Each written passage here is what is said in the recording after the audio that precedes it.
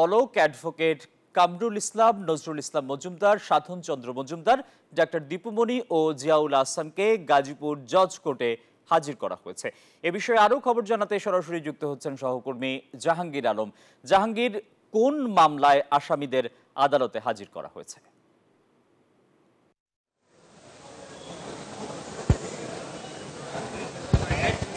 আসিফ টিপু, আপনি আসলে যেমনটি বলছিলেন, গাজীপুরের গাছা থানার তিনটি মামলায় তাদেরকে হাজির করা হয়েছিল। এবং আমি যদি একটু জানিয়ে রাখি যে গাজীপুরে যে তিনটি মামলা রয়েছে গাছা মেট্রো থানা, সেই তিনটি মামলায় কিন্তু অ্যাডভোকেট কামরুল ইসলাম, জুনায়েদ আহমেদ পলক, নজরুল মজুমদার এবং সাধন চন্দ্র মজুমদার, দীপুমণি ও জিয়া।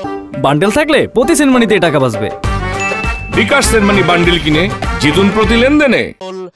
আহসান সহ মোট 6 জনকে কিন্তু আজ গাজীপুর কোর্টে কিন্তু হাজির করা হয়েছে। এবং আমরা যতটা জানতে পেরেছি যে গাজীপুর মেট্রোপলিটনের গাছা থানাধীন যে তিনটি মামলা রয়েছে, সেই মামলার প্রেক্ষিতে কিন্তু এই 6 জনকে কিন্তু গাজীপুর জজ কোর্টে কিন্তু তাদেরকে হাজিরা দেওয়ার জন্য তাদেরকে নিয়ে আসা হয়েছিল। এবং তাদের হাজিরা শেষে কিন্তু তাদেরকে নিয়ে যাওয়া হয়েছে। এবং সকালে কিন্তু তাদেরকে এই জজ কোর্টে তাদেরকে হাজির করা হয়েছে। আমরা যতটা জানতে পেরেছি যে তিনটি মামলা রয়েছে, এই তিনটি মামলার প্রেক্ষিতেই কিন্তু তাদেরকে হাজির করা হয়েছিল। এই ছিল আমার কাছে গাজীপুর জজ কোর্ট থেকে সর্বশেষ তথ্য। আসিফ টিপু। জাহাঙ্গীর, আপনাকে ধন্যবাদ।